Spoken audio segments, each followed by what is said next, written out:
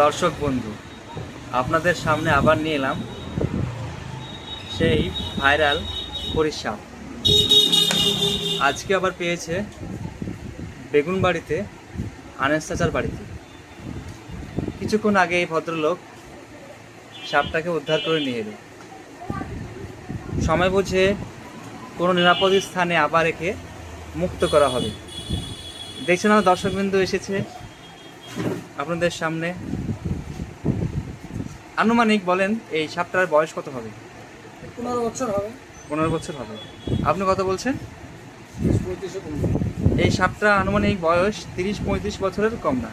তো অথচ আমরা জানি সাপ একটা খুব জোর বাঁচে হয়তো 15 থেকে 20 বছর।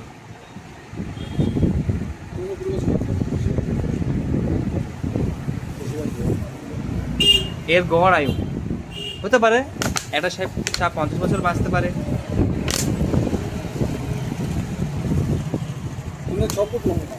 6.5 ফুট লম্বা। এর ওজন কতটুকু হতে পারে? 2 কেজির কাছাকাছি এই সাপটার ওজন হতে পারে। তা এই একটা প্লাস্টিকের কোটোর মধ্যে সাপটাকে বন্দি করা রয়েছে যাতে অক্সিজেন পেতে পারে, তার জন্য এখানে সব ফুটো ফুটো করা আছে।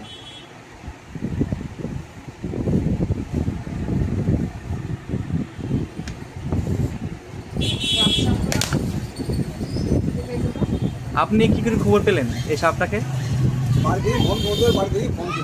ওরা ফোন করে জানিয়েছিল। আচ্ছা আচ্ছা। এটা কি আপনি সরকার থেকে কোনো কিছু অনুদান পান? কিছু পান না, না? আচ্ছা, তা আপনি এই কাজটা কেন করেন? আপনার কি যেখানে উপকার করেন বা যেসব ব্যক্তিরা কি আপনার টাকা দেয়? কেউ টাকা দেয় না।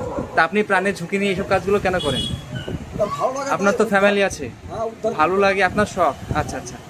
সর্বাধিক মানুষের সর্বাধিক শখ থাকতেই পারে, তেমনই এই ব্যক্তির শখ হলো সাপগুলোকে উদ্ধার করে। সাধারণত আমাদের গ্রামে এসব বিষাক্ত সাপ দেখলে মেরে ফেলা হয়, কিন্তু এই সহৃদয় ব্যক্তি সাপটাকে উদ্ধার করে কোনো একটা নির্জন স্থানে সাপটাকে ছেড়ে আসে, ফলে পরিবেশের ভারসাম্যটাও নষ্ট হয় না। আচ্ছা ঠিক আছে, এই পর্যন্তই। আবার নেক্সট কোনো একটা সাপ নিয়ে আসবেন, সেভাবে ঠিক আমরা একটা কন্টেন্ট তৈরি করব।